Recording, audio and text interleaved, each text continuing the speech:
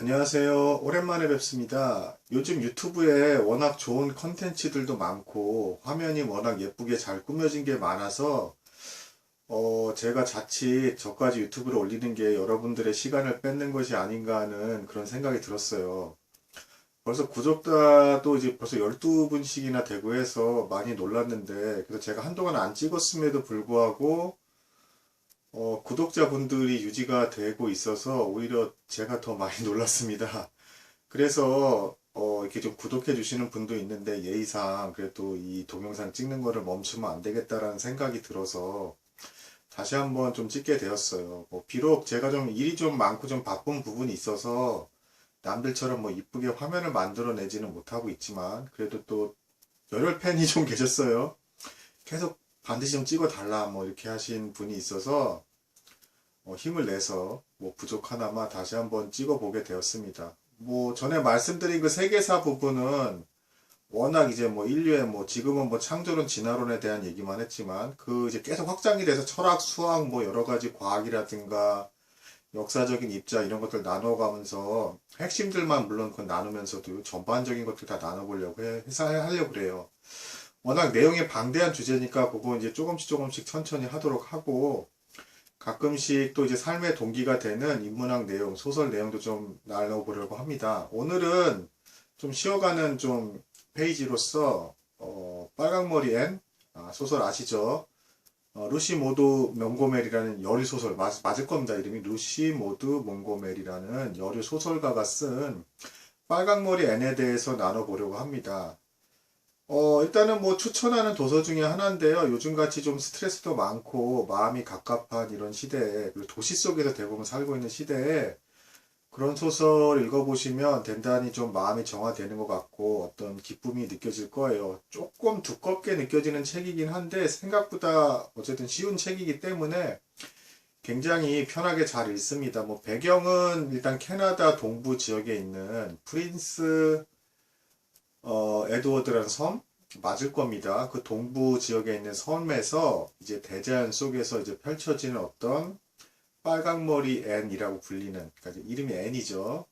그런 한 어린 아이의 소녀죠, 소녀의 있던 인생 여정에 대해서 잔잔하게 잘 그리고 있습니다. 근데 이제 그것보다도 먼저 일단 저희의 그 삶의 자세에 있어서 어떤 교훈이 되는 부분은 루시모드 몽고멜이라는 그 여류 소설가가 사실은 출판사에 그 빨강머리 앤을 처음에 냈을 때 전부 다 이제 퇴짜를 맞게 돼요. 그래서 좀 이제 상심한 상태로 그 소설을 이제 서랍에 넣어 두었다가 3년 뒤에 다시 한번 읽어보게 됩니다. 글을 잘 쓰는 사람들은 아는데요. 글을 쓰자마자 본인이 직접 다시 이렇게 퇴고 작업을 하려고 하면 자기가 이미 쓰려고 했던 의도라든가 어떤 이런 것들이 너무 잘 보여가지고 당장 퇴고하는 거는 무리고요. 자기가 스스로 퇴고를 한다는 그 전제 하에서 한 뭐 적어도 몇 주, 몇 개월 혹은 10년 뭐 혹은 뭐 이제 뭐 몇 년 정도는 지나서 보게 될 때 자기가 쓴 소설임에도 제3자 입장에서 그 소설을 볼 수 있게 돼요. 그래서 그 작품을 이제 고쳐 나가는데 많이 유리한 부분이 있죠. 어찌됐든 그 루시 모드 몽고멜이라는 여류 소설가는 3년 뒤에 자신이 썼던 빨강머리 애를 다시 보고 자신감을 얻게 됐어요. 그때 당시는 의기소침했지만 이게 충분히 다시금 내도 될 것 같다는 생각이 들어서 소설을 출판사들에 이제 제출을 하게 됐고 이제 그게 이제 실제로 출간이 되게 돼서 아주 폭발적인 인기를 얻게 됩니다. 그래서 캐나다를 대표하는 어떤 그런 이제 소설이 되었고 만화로도 이제 뭐 그려지게 됐고요.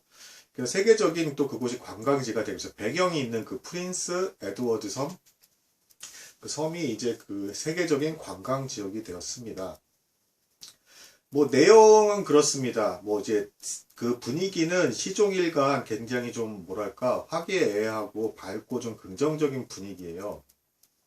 근데 제가 주목하고 싶은 부분은 화기애애하고 긍정적인 어떤 그 분위기에 있는 것이 아니라 실제로는 그 이면에 담겨진 어떤 세계관은 좀 많이 좀 혹독합니다. 무슨 얘기냐면 빨강머리 앤의 이제 부모님은 이제 그 교사였는데 그 앤이 이제 아주 어릴 때 그 금방 열병으로 돌아가셨어요. 두 분 다 얼마 안 있다가. 그러니까 이제 고아원에 넘겨지게 된 거죠. 앤이. 그래서 그 고아원에 있다가 메시와 마릴라라는 그 남매 어떤 이제 그 나이가 한 40대 정도 되신 분들이 입양을 결정하게 돼서 소년을 사실은 먼저 찾았습니다. 소년.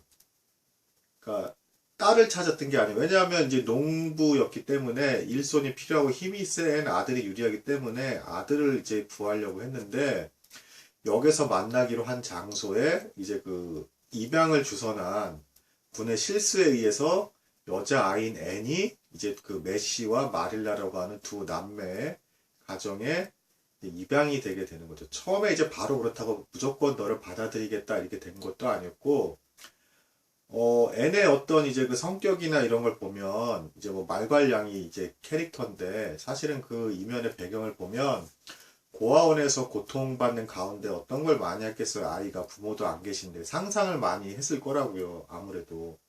그러니까 이제 그 현실을 직시한다라기보다는 상상을 많이 이제 함으로써 회피하고자 하는. 안 그러면 이제 본인이 그 현실을 그대로 받아들이면 너무 충격이 크니까 그런 이제 아이의 모습이 그대로 보여지게 돼요. 그래서 이제 어떤 시적인 어떤 재능도 많이 느껴지긴 하지만 이제 긍정적인 어떤 그런 엉뚱한 듯한 상상을 그 메시와 마릴라 그 이제 입양을 한 두 사람 앞에서 계속 이제 좀 어떤 뭐랄까 어른들은 도저히 상상하지 못할 어떤 엉뚱한 상상들을 막 끊임없이 입으로 쏟아내요.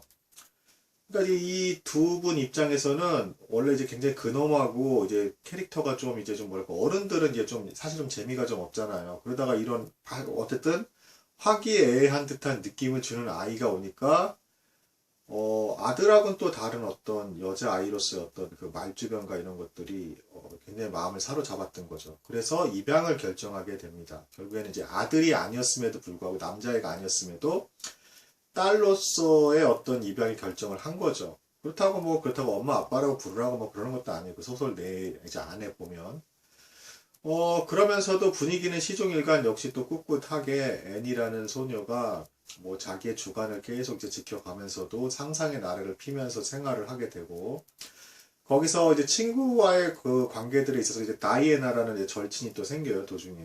거기서 또 에피소드가 생겨서 막 그 부모님이 다이애나 만나지 말라고 하고 뭐 어쩌고 이제 막 여러 가지 어떤 스토리 라인들이 이제 계속 잔잔한 일상 속에서 이제 진행이 되는데 결국에는 이제 절친과의 관계도 계속 이제 이어집니다. 거기서 이제 뭐 여자분들은 더 공감을 크게 할 것 같은데 뭐 그 소녀들이 갖고 있는 어떤 뭐랄까 재미있는 상상들이죠. 네가 이제 결혼하게 되면 뭐 나는 살지 못할 거야. 뭐 우리 서로 결혼하지 말자. 뭐 이런 어릴 때 그런 엉뚱한 얘기를 하기도 하고 또 이제 거기 학교를 이제 다니다 보면 남자아이들도 있으니까 뭐 남자의 이름 옆에 이제 여자 이름 딱 이렇게 써가지고 마치 뭐 둘이 결혼하게 되면 그나 사귄다라는 식으로 막 이렇게 막 또 헛소문 같은 거 이렇게 하면 막 얼굴 붉히잖아요. 뭐 이런 것들. 그리고 이제 시골이기 때문에 이제 나무에서 뭐 송진 같은 거 캐서 막 계속 뭐 좀 먹기도 하고 막 이렇게 장난치는 것들. 거기서 이제 또 이제 계속 에피소드 뭐 누구가 실수도 다치기도 하고 막 이런 것들이 이제 잔잔하게 쭉 구성이 되면서도 굉장히 재미있게 그리고 이제 좀 화기애애하고 발랄하게 이렇게 그려지고 있습니다. 그러면서도 사이사이에 사실은 그때 당시가 이제 1800년대 후반이기 때문에 열병, 캐나다가 굉장히 추운 지역이잖아요. 거기서 뭐 그렇게 직접적으로 묘사는 안 하지만 주변에 사람들이 많이 죽는 경우가 많이 나오고요. 그리고 이제 1부가 빨강머리 앤이고 그게 인기를 너무 많이 얻게 돼서 2부가 에어버리 앤이라는 이제 그 이제 또 2부가 나오는데 거기서도 주변에 친척이 죽어서 그 이제 마릴라라고 하는 그 이제 그 여자 아줌마 분이 또 입양을 하게 돼요. 그 부분은 굉장히 좀 부럽기도 한 부분이 이제 아직은 동양 사람들은 굉장히 자기 친혈육이 아니면 자녀로서 받아들이려고 하는 어떤 그런 정신이 아직은 좀 부족한데 그때 이미 어쨌든 그 소설에 보면 입양을 하는 경우들을 많이 보게 돼요. 그리고 이제 확실히 좀 서구 문화라서 그런지 모르겠는데 그 시대 때 이미 1800년대 후반인데 독신으로 사는 여자분이나 남자분들 은근히 많이 나옵니다. 이거 산업화가 먼저 진행이 됐으니까 그런 배경들도 있고 그때 당시는 어쨌든 뭐 예방접종이라든가 이런 게 굉장히 막 뛰어난 상태는 아니었기 때문에 자녀가 뭐 이제 보통 한 5명, 7명 나오면 막 3, 4명씩 죽고 막 이랬단 말이에요. 이런 것들도 계속 나오지만 그럼에도 여전히 그 꿋꿋하게 그 춥고 혹독한 환경 속에서도 밝고 긍정적으로 그 아름다운 자연을 만끽하면서 즐겁게 살아가는 모습이 그려지는 것들이 제 빨강머리 N입니다. 그래서 인생은 그렇게 힘든 여러 가지 것들, 그리고 사이사이에 선생님들도 바뀌기도 하고요. 도중에 그 이제 지역에 이제 거긴 다 이제 기독교니까 서구 이제 문화니까 목사님이 뭐 바뀌고 뭐 이런 데서 오는 또 인간관계 에피소드들 이런 것들이 계속 나와요.